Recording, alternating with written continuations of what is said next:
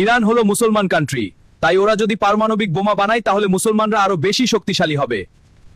হ্যাঁ, আর এটা আমরা কোনোদিনও হতে দিব না। চলো, ওদেরকে এখনই আটকাতে হবে।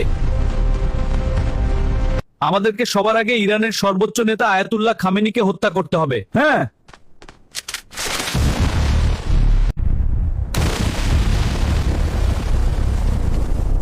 ইন্না লিল্লাহি ওয়া ইন্না ইলাইহি রাজিউন। আমাদের আয়াতুল্লাহ খামেনি আর নেই। ইসরায়েল আমেরিকার বোমার আঘাতে তিনি মৃত্যুবরণ করেছেন। আল্লাহ ওনাকে শহীদ হিসেবে কবুল করুক। ইসরায়েল আমেরিকা আমাদের আয়াতুল্লাহ খামেনিকে হত্যা করে তাদের জীবনের সবচেয়ে বড় ভুল করেছে। এবার ওরা দেখবে মৃত্যু খেলা। 3, 2, 1, ফায়ার!